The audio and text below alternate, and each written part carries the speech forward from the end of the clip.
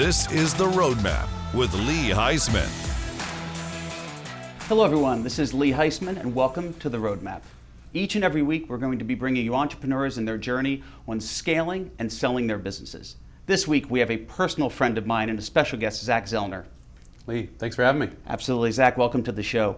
Zack is an illustrious entrepreneur with many, many successes. And Zack started his career when he was 18 years old. You opened a company called Doc MJ and also Z-Baked. Yeah. Can you talk a little about how you grew those businesses and how you eventually sold those businesses? Yeah, those were over a period of a few years, right? So first I started Z-Baked, which was a cookie delivery company out of my apartment. I was a freshman at Florida State and I had to make money somehow. And I said I'd much rather do that in an entrepreneurial way. There were customers all over Florida State's campus. And I said, well, there's nothing really stopping me from going and baking up cookies and trying to find some way to build a business out of it. We grew pretty large. We had over 100 delivery drivers. We ended up in Tallahassee, Orlando, and Tampa. Sold millions of cookies over those years, and it all started from a plastic folding table out of my apartment. Millions of cookies over those years. Yeah. I used to say billions of calories sold. So, it was an incredible, kind of trial for me in learning the ins and outs of business, starting to hire people, starting to learn how to work with employees. And it was that first iteration on problem solving and figuring out how you market a service and create value for a customer, right? I think the entire journey of building a business starts and ends with how do I create value for somebody, and then how do I build an infrastructure to grow that, to create more value for more people. That is, of course, challenging. But for young entrepreneurs especially, the best thing to do is really to dive in head first. I did drop out. It's something that I, to this day, kind of wish I didn't, ironically, despite some success. But it led to other businesses like Doc MJ. Doc MJ was a medical cannabis recommendation chain. So we had physicians' offices all over Florida, and I hired physicians that worked there who were able to evaluate patients and issue them what's called a recommendation, almost like a prescription, to then visit a dispensary in Florida. And that market was nascent. It was just starting to grow. And at that time, while there were dispensaries coming, there was no adjacent or secondary services supporting patients that wanted to visit those dispensaries, among other things. And when you look at it simplistically, it comes back to delivering cookies. It's how do I solve a problem for somebody and create value for them, and then how do I build the infrastructure to do that at a larger scale? Well, I also like, Zack, for the viewers out there, I don't know if there was coincidence or not that you were doing a medical marijuana plus cookies. They seem to go hand in hand. They had no connection whatsoever. Okay. I would like to be clear. To anybody listening, there was no connection. Fair. Yes. So you talk a little about this, and that's what the roadmap's about, is the journey. You started this, you scaled it. Talk about what was the right time for you to sell these businesses? I'm not sure that it was necessarily a right time. I think the opportunity to exit presented itself, but I wasn't looking to sell. I really think that there's a time and place for exit strategies, but for most entrepreneurs, coming in with an exit strategy is sort of a fool's errand because the business evolves and changes, right? The best thing that you can do is build a business that has value, right? A business that works, that has a healthy bottom line. And ultimately, the opportunities present themselves to exit. For us at Doc MJ, we had built an extensive infrastructure. We had 15 offices around the state of Florida. And so when I exited that company, it had a foundation that could then be built upon. And now it's the largest issuer in the world of medical cannabis cards, all in the last 5 years. It's amazing. It's a pretty exciting thing, yeah. Well, let's talk about some of your successes as well past that point. Sure. Of course, you sold that business, which is wonderful, and it's still in existence today. It's really nice when you have a legacy of a business that you grew, started, sold, and it still has grown to the largest in the world. Yeah. Let's talk about what you're most recognized for, Pup Socks. If you out there, and any viewers out there, have ever ordered socks with your dog or your animal on it, it's usually coming out of Zack's company here. You took Pup Socks. It is the fastest growing e-commerce store in history. You did $8 million of revenue, and I'm going to say this slowly, in 30 days. Can you speak to that? Yeah, one of the fastest. Let's just be clear. Fair. I mean, Kylie may have beat us with her lip kits. But yeah, ultimately it was an incredible success. It didn't come without huge challenges though. So when we launched that business, there was two questions we needed to answer. The first was, how do we develop a product that fits a customer that we understand so well? And this is where people really struggle with marketing, with sales. Conversion rate, it's just a factor of how well you know your customer and your ability to speak to them. For us, we honed in on that really powerfully and then used social media as leverage to be able to carry that message out to the masses. We ended up on Good Morning America, The Today Show, The View. The second part of that business was much more difficult, which was being able to produce and distribute 250,000 pairs of custom socks with pets' faces on them to hundreds of thousands of homes around the world. And the challenge with that is we were reliant on third-party manufacturers who time and again said, no problem, keep taking orders, you'll be fine.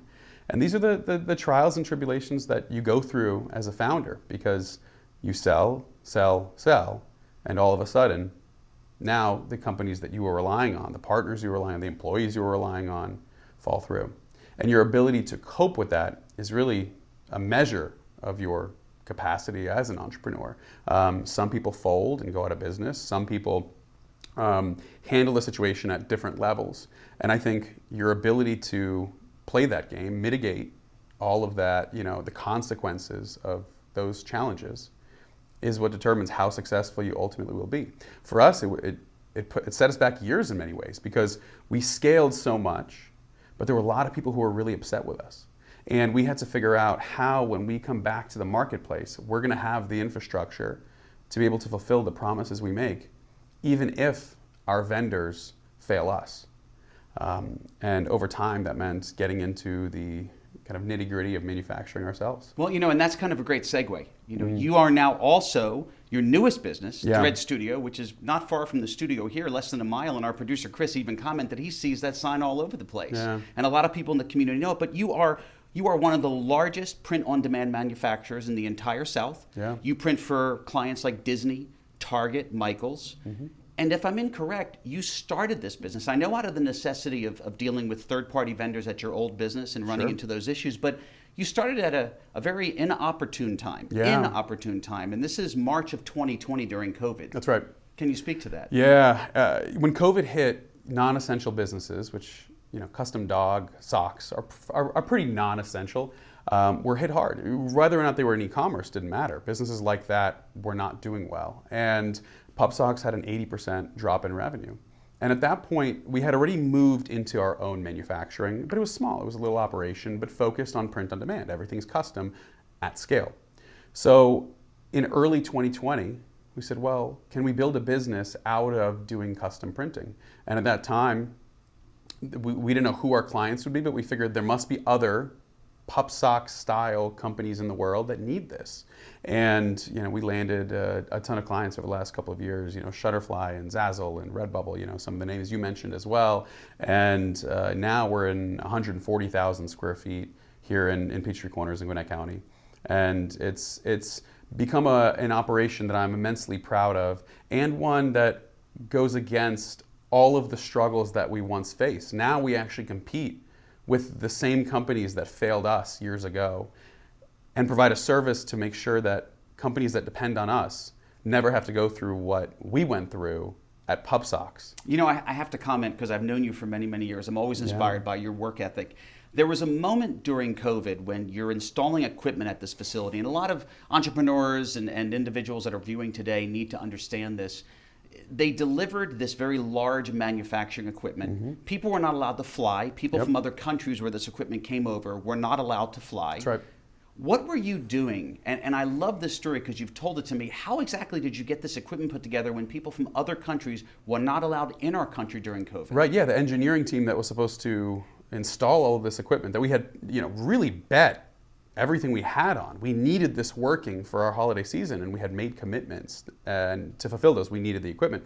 Day and night, we were on video chats with engineers in Japan, in Mexico, a team from Italy, and we ourselves were building all of the equipment. I think that it really does require a whatever it takes kind of approach, and you have to be mindful of the promises you make, right? Because the whatever it takes can really spiral out. And you've seen me working 120-hour weeks to make sure that We fulfilled the promises we had made to customers and to our clients.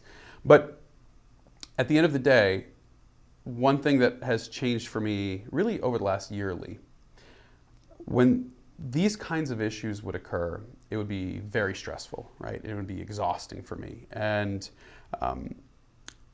the last year, as difficult as it's been growing this business, right? ThreadStudio in the last 2 years has grown immensely. And even though revenue growth is a good thing, that doesn't necessarily mean you're profitable. That, especially when you have huge amounts of capital expenditures on more and more equipment and a bigger and bigger building and so on and so forth. But my identity started to shift. And I think this is what's really important for entrepreneurs that are trying to scale from, let's say $1 million plus. Below that point, you're trying to find a way to solve a specific issue. And you can do it typically with your own two hands or a small team of employees. But as you grow, it no longer is about your ability to solve a problem. It's number one, the infrastructure you build around you, the people that you empower to solve those problems, the method and systems of communication, right? Your internal network now has to sustain and support the commitments that have been made. But two, for yourself personally, it's an understanding that this journey is not going to be easy. And the longer you believe that it's going to just be a cruise, the more disappointed you're going to be. So when I realized this is my chosen game, as a founder, I've decided to play a brutal sport. But if I start crying every time I get in the ring and get punched, maybe being a champion boxer is not the vision I should have for myself. Fair, right? Very fair. So these things happen and we get so upset, and all we want to do is get right back on offense, right? We want to go win a deal. We want to go expand. And it sucks that an employee, a disgruntled employee, or an employee who failed at their job caused these issues, or, this machine broke down. But nobody ever told you that you'd get to play offense all the time.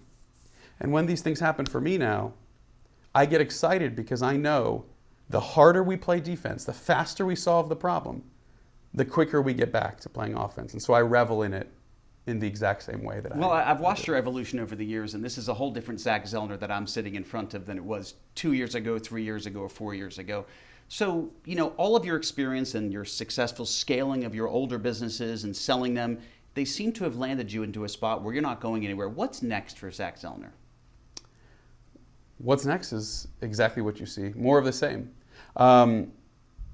I was jumping from business to business. I defined myself as a serial entrepreneur, as a founder. I liked that 0 to 1, right? 0 to 5, 0 to 10 race. But I didn't want to then do the heavy lifting, the hard work, the day in and day out. Here are the meetings and the structure. But I realized something, Lee. Just because you work for yourself doesn't mean you don't have a job. And just because you have the ability to say, I'm going to cancel my meetings today, or I don't want to do meetings, or this, that, and the other, doesn't make it the right way to operate.